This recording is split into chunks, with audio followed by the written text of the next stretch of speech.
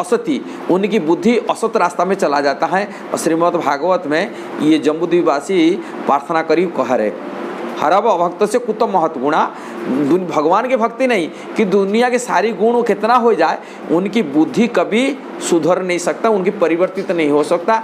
ये बात है जम्बूद्वीपवासी कह रहे, हरब भक्त से कुत महत गुणा, ये कभी परिवर्तित नहीं हो सकता है, ये बात लिखा है। जस्यस्ति भक्ति भगवत किंचना सवे गुण तत्र समासत सुरा, हराब अभक्त से कुत्त महत गुणा। भगवान हरिभक्ति नहीं है किंतु दुनिया के गुण कितना महत्व गुण हो, मन रथे न असत्य, उनका मन मानसिक कल्पना मन की असत्य असत रास्ता में जाता है। धावत भई, उनके मन भागता है दुनिया विषय भोग में, इंद्रिय तृप्ति में, सब पापाचार में भाग जाएगा। भले शिव जी का भक्त क्यों न हो, कि ब्रह्मा जी की भक्त क्यों न हो जाए, परिवर्तित नहीं हो सकता। केवल भगवान की भक्ति करने से वो व्यक्ति परिवर्तित हो सकता है, नाले अलग किसी भी साधन करे, कैसे कितना गुण अर्जन कर ले, कितना देवादेवी पूजा कर ले, कितना देवादेवी की बड़े भक्त बनी जाए, उनका बुद्धि कभी सुधरेगा नहीं। हिरण्यकशिपु भी ब्रह्मा जी की बड़े भक्त था, जैसे रावण शिव जी का बड़ी भक्त था, कंस दुर्गा माता की कितनी बड़ी भक्त था, वो परिवर्तित नहीं हुए। केवल कृष्ण के शरण जाने से कितना अशुद्ध व्यक्ति क्यों न हो, अपवित्र व्यक्ति क्यों न हो, जैसा ही मरा मरा बोलता था दस्यु रत्नाकर, उनके मुंह में भगवान के राम नाम आ रहा है, तो वो बोले तू राम नाम बोलो, नारद बोले नहीं बोल पाया, कहले क्या करता मारता हूँ, तो बोलो मरा मरा बोलो, फिर मरा मरा बोल के वाल्मीकि हो, त्रिकालदर्शी वाल्मीकि, शुद्धि हो गया, पूरी पवित्र हो गया। केवल भगवान कृष्ण के भजन करने से ही व्यक्ति परिवर्तित हो सकता है, उनकी चेतना शुद्धि हो सकता है, उनकी कलमश खत्म हो सकता है और साधु बन सकता है, वैष्णव बन सकता है। भगवान बताते अपिचे सुदुराचारी, दुराचारी व्यक्ति क्यों ना हो उसको साधु मानो। कोई बोलेगा अरे साधु के साथ सुदुराचारी व्यक्ति, अपिचे सुदुराचारी भजनते में दृढ़, जो मेरा अन्यान भाव से मेरा भक्ति कर रहा है, दुराचारी व्यक्ति, उनको भगवान बोलते तो साधु मान लो। बोले कैसा साधु मानेंगे, वो तो अधर्म रास्ता में चलता है, कोई धर्माचार काम कर नहीं करता, दुराचारी व्यक्ति। भगवान क्षिप्रम भवती धर्मात्मा शाश्वत सत्य दुर्गा, मेरा भक्ति करने वाला व्यक्ति जो बहुत जल्दी धर्मात्मा बन जाएगा, चिंता मत करो, ये भगवान भगवत गीता में कहे। इसलिए कृष्ण के भजन करने से व्यक्ति साधु बन सकता है, महात्मा बन सकता है, उनका कल्मश नाश कर सकता है। कृष्ण भक्ति बिना कितना डिग्री ले लो, कितना देवादेवी पूजा कर लो, उनका कल्मश खत्म नहीं होगा, उनके मन असत रास्ता में जाएगा। अच्छा, हमारा धर्म, आपने बिल्कुल बहुत ही अच्छी बात बताई है ना, और इस बात को बहुत अच्छे से आपने लिंक किया कि भगवान श्री कृष्ण जो है वो आपको परिवर्तन करने का, आपको परिवर्तित करने का मार्ग दिखाते हैं। बाकी भगवान तो और भी हैं, आप जितनी मर्जी पूजा कर सकते हैं। नहीं, और भगवान नहीं है, यही हमारा गलती में समझना चाहिए। एकला ईश्वर कृष्ण और सब भृत्य, कृष्ण ही पर भगवान है और सभी उनका दास, उनका सेवक है, जीवात्मा। भगवान सभी हम बोले नहीं और कर देते, देवादेव की भगवान मान लेते, ये सब अज्ञान व्यक्ति हैं, जानते नहीं शास्त्र में। एते चांस कृष्ण वस्तु भगवान स्वयं पाजे कल्प, ईश्वर परम कृष्ण सचिदानंद विग्रह, अनादिर आदि गोविंद सर्व कारण कारण। ईश्वर परम ईश्वर कौन, भगवान श्री कृष्ण। ये बात है ब्रह्मा जी कह रहे, मैं नहीं बोल रहा हूँ, ब्रह्मा जी कह रहे हैं। ये ईश्वर जो परम ईश्वर है वो भगवान कृष्ण है, और सभी तो देवादेवी। हम देवादेवी भगवान से कैसे तुलना करते हैं, ऐसा अपराध है, भगवान से तुलना नहीं करना चाहिए। मालिक कौन है, एक होता ना 10 होता है, एक मालिक है, जो एक मालिक है वो श्री कृष्ण है। भगवान ने ये बात मैं नहीं बता रहा, कृष्ण बता रहे, अर्जुन भी ये बात बता रहे। कृष्ण बोलते हैं हम सर्वस्य प्रभव मत्त सर्व प्रवर्तते इति मत्वा भजते मांग बुद्ध भाव समन्विता। मैं ही सृष्टि की बनाया हूँ, कोई देवादेवी कभी नहीं बोला मैं सृष्टि बनाया हूँ। अहम सर्वैव प्रभसम, मेरा द्वारा सृष्टि उत्पन्न हुआ है, मैं बनाया हूँ। ये बात को जो भली भांति जान लेता वो मेरा भजन करता है। कृष्ण बोलते हैं, कृष्ण बोलते हैं समस्त भोक्ता का मैं हूँ, भोक्ता हूँ। भगवत गीता में बता है भोक्ताराम यज्ञ तपस्या सर्वलोक एक महेश्वरम, मैं समस्त यज्ञ तपस्या के मैं भोक्ता हूँ। क्यों भोक्ता हूँ, क्या मैं सर्वलोक एक महेश्वर हूँ, सारी लोक में ईश्वर प्रभु हूँ, मालिक हूँ। से भौतिक जगत हो कि आध्यात्मिक जगत हो, सारी जगत का मैं ही एकमात्र भोक्ता हूँ, ईश्वर हूँ, प्रभु हूँ। अब ये बात अर्जुन भी कहते हैं, आप परम ब्रह्म परम धाम पवित्र परम भगवान। आप अर्जुन कह रहे, बोल रहे आप ही परम ब्रह्म है, परम धाम है, परम पवित्र है, आप सभी के आश्रय स्थली है। अब अर्जुन बोलते मैं अकेला नहीं बोल रहा हूँ, आशितो देवलो व्यासो, ये सभी बता रहे, बड़े बड़े साधु मुनि ऋषि जो व्यासदेव, ब्रह्मर्षि नारद जी, ब्रह्मर्षि देवर्षि नारद स्तुता, ये सभी ये लोग बता रहे। अब आप स्वयं भी बताए, विभूति जोगर बता रहे, मैं देखो मेरा अंदर सब कुछ है, विश्व रूप दिखा रहे, सारी सृष्टि का देखा, मेरा अंदर सारी सृष्टि है, सारी देवा देवी है, सब कुछ है मेरा अंदर, मेरा से कोई बाहर नहीं, अपने विश्व रूप दिखाकर। इसलिए कृष्ण ही परम भगवान है और सभी भृत्य दास सेवक है। हम दास सेवक को भगवान के साथ तुलना करते हैं, बड़ा अपराध है, ऑफेंस से। लोग अनजान को ये बोल देते हैं, ऐसा नहीं बोलना चाहिए कि भगवत गीता उन लोगों को पता नहीं, भागवत कोई पते नहीं, इसलिए वो लोग अलग अलग देवा देवी शरण। क्यों देवा देवी की मानते, क्यों अपनी भगवान रूप में मान रहे? तो कामेस्तन हत्या ज्ञान प्रपद्यन्ते अन्य देवता, अलग अलग कामना लेगी, वासना लेगी, अलग अलग देवा देवी शरण जाते। देवा देवी भगवान की भक्त भी है, इसीलिए उनके पास भी कुछ होता है। जैसे साधु पास जाते हैं, कुछ आशीर्वाद लेते हैं, साधु कुछ नहीं दे सकता, भगवान दे सकते, किंतु साधु भगवान का प्रिय है। प्रिय होने के नाते भगवान, वो यदि कोई साधु के पास जाता है, भगवान खुशी हो जाते हैं, उनका पूरा कर देते हैं। देवा देवी बोलते भगवान का प्रिय सेवक है, उनके अंडर में सब काम करते हैं, सूर्य चंद्र नक्षत्र करते, सारी देवा देवी उनके अंडर काम करते हैं। इसलिए कोई देवा देवी शरण जाते हैं और भगवान जो देवा देवी शरण जाते हैं, वो जो देवा देवी प्रसन्न हो गए तब भगवान उनका इच्छा पूर्ति कर देते। साधु दे कुछ नहीं सकता है, कोई आ जाते हैं साधु को मांगते हैं, साधु आप आशीर्वाद दे दीजिए, साधु क्या आशीर्वाद देगा, क्या अच्छे हैं जो दे सकता है, किंतु साधु जब खुशी हो जाता है, प्रसन्न हो जाता है कि उनके ऊपर हाथ डाल देता है। भगवान बोलते हैं मेरा भक्तों के पास से चला गया, मेरा भक्तों से शरण चला गया, भगवान वो जो खुशी है लगा चलो, और साधु का इच्छा उनका साधु नहीं दे सकता, देने वाला कृष्ण, लेकिन आप ये कृष्ण दे सकते, ऐसे देवा देवी मतलब कुछ नहीं दे सकते। भगवत गीता में बोल रहे हैं तो कि मैं देता हूँ। आपके हिसाब से हाँ, क्या सिर्फ और सिर्फ भगवान श्री कृष्ण की पूजा करने वाला व्यक्ति ही जो है वो सीधा भगवान के साथ कनेक्ट कर पाता है, और वो व्यक्ति जो बाकी और देवी देवताओं की पूजा कर रहे हैं, क्या आपके हिसाब से वो गलत है या कहाँ तक सही है, किस हद तक सही है? मैं बात नहीं, ये बात को नारद जी कह रहे। अब भगवत गीता में भगवान कृष्ण भी बताए, गीता में बताते हैं, गीता पढ़ेंगे ना, और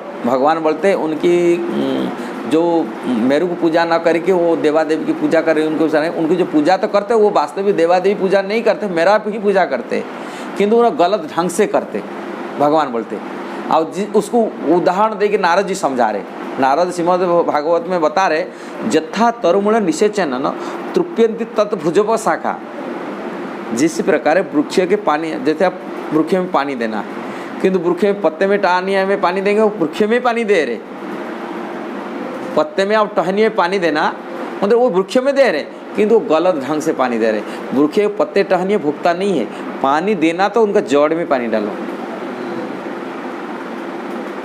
जड़ में पानी डालने से वास्तविक वृक्षों को पानी मिलेगा। वृक्षों को पत्ते टहनिया देने से पानी वो भोगता, कारण वो भोगता ग्रहण नहीं कर सकता, एक्सेप्ट नहीं कर सकते। आप देवता को आराधना करते, देवता उसको एक्सेप्ट नहीं करेंगे।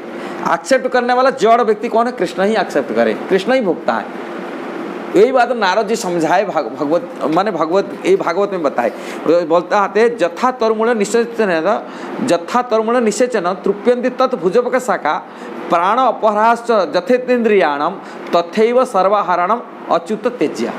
इसका अर्थ बता रहे हैं, जिस तरह वृक्ष की जड़ को सींचने से तना शाखाएं टहनिए पुष्टि होती है, और जिस प्रकार पेट में भोजन देने से शरीर की इंद्रिया तथा अंग प्राणवान हो बनते हैं, शक्ति मिल जाता है, सारी की इंद्रियों को मिल जाता है, उसी प्रकार भक्ति में सेवा द्वारा पुरुषोत्तम भगवान श्री कृष्ण की जब पूजा करते हैं तो वह श्रीहरि का अंश पूजा करते, तभी अंश रूपी जो देवता हुए संतुष्ट हो जाते। जस्मिन तुष्ट जगत तुष्ट, केवल देवता को देने से तो संतुष्ट हो रहे, केवल जड़ में पानी डालो सबको पानी लग गया। जड़ मतलब कृष्णा, श्री कृष्ण। हाँ, और इसी बात तो भगवान देखा ना, मेरा अंदर में सब कुछ है, मेरा से कोई अभिन्न नहीं है। देवता लोग हैं जैसे शाखा प्रशाखा है, पत्ते टहनिए हैं, देवता लोग को देख रहे हैं, किंतु जड़ तो मैं हूँ ना, मेरा से पूजा कर लो, सबकी पूजा हो गया। लेकिन प्रभु जी, हमारा धर्म, हिंदू धर्म, सनातन धर्म, भगवान श्री कृष्ण, भगवत गीता, ये इतना विशाल है, इतना बड़ा है ना, ये मतलब पूरी सृष्टि इसके अंदर समाती है ना। मतलब बोला जाता है कि अगर आपने भगवत गीता पढ़ लिया तो आपको कुछ और पढ़ने की जरूरत नहीं है, जी जी जी। अगर आप इसको समझ गए तो मतलब कि आप सब कुछ समझ गए। हाँ। लेकिन हमसे और सनातन धर्मियों से कहाँ पर चूक हुई कि हमसे ज़्यादा दूसरे धर्मों को मानने वाले, दूसरे देवी देवताओं को मानने वाले, दूसरे पूजा पद्धति को मानने वाले लोग जो हैं वो हमसे और ज़्यादा आगे बढ़ गए और ज़्यादा देशों में फैल गए, उनकी आबादी हमसे ज़्यादा हो गई, जबकि हमारा धर्म इतना विशाल है, तो ये चूक कहाँ पर हुई?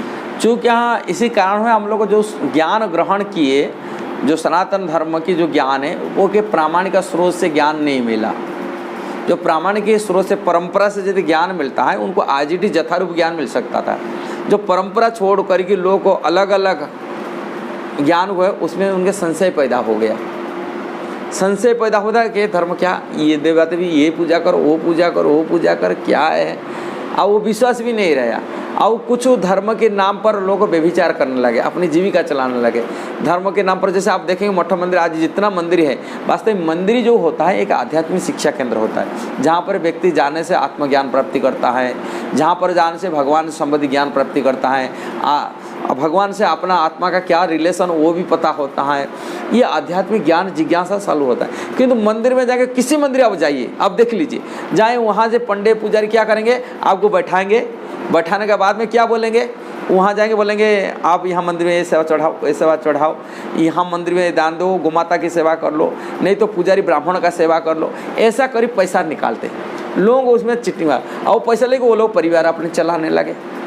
धर्म के नाम पर जहाँ पर मंदिर में भगवत गीता भागवतम शिक्षा देना चाहिए था, वो जगह पर केवल जीविका चलाने वाले वो मंदिर को कब्जा कर रख लिए। बड़े बड़े मंदिर चला जाइए, तिरुपति बालाजी से आरंभ करके चला जाओ, कि रंग जी मंदिर चला जाओ, जगन्नाथपुरी मंदिर चला जाओ, कि बद्रीनाथ केदारनाथ चला जाओ, कहाँ पर आध्यात्मिक ज्ञान शिक्षा मिल रहा है? वहाँ मंदिर में लोग हजारों संख्या से जाते, श्रद्धा करने, दर्शन करने जाते। वहाँ कोई भगवत गीता भागवत पर चर्चा नहीं कर रहे।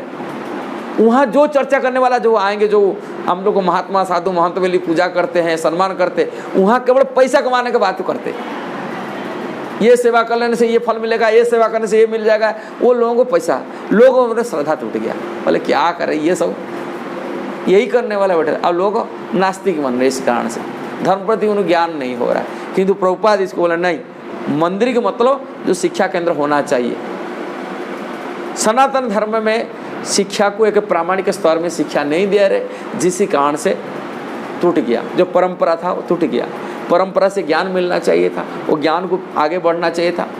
अभी मान लो ये जो धर्म मतलब हिंदू मुसलमान क्रिश्चियन धर्म नहीं है, ये मजहब के नाम है। मुसलमान लोग कैसा अपना संस्कृति बढ़ा रहे, वो जगह जगह पर छोटे से छोटे गांव चला जाओ, वहाँ मद्रस खोल के बैठे हुए, वो मद्रस में उनको ट्रेनिंग पढ़ाते। बच्चे अपना भाषा सीखेगा, दुनिया के देश प्रेम सीखे न सीखे, किंतु सीखेगा अपनी मजहब का शिक्षा मिल रहा है। जिसी कारण से वो लोग को संख्या बढ़ाते रहते, बढ़ते बढ़ते आज एक समय था थोड़े से बहुत थे जवान लोग मानते थे, और वो विस्तार बढ़ते बढ़ते बढ़ते आज ही पूरी 50 देश बन चुके हैं, देश बना चाहिए। और वो तो मजहब के नाम पर एक आतंकवादी चला रहे, वो आतंकवादी गुंडे का किसी प्रकार उनका मजहब बढ़ा के ये करें। और सनातन बढ़ाने वाले कोई है? सनातन तो शिक्षा तो ऐसा ही नहीं जे किसी को कत्ल करके, किसी को मार के, किसी को लव जिहाद करके वो हम किसी को दूसरा को ये करा। यहाँ तो वसुधैव कुटुंबकम, परिवार देखो, प्रेम देखो। भगवान गीता में क्या शिक्षा दे? अद्वेष्टा सर्वभूतानां मैत्र करुण एव च, किससे द्वेष मत करो, सबको मैत्रता मित्रता देखो। ये भगवत गीता की शिक्षा।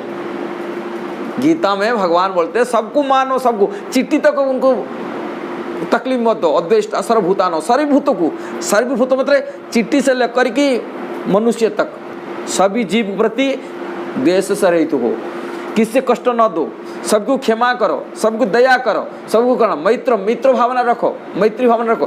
खैर आत्मवत सर्वभूतेषु, हमारे कहते आत्मवत, अपनी जैसा मानो तो उसको दूसरा जीव को मत।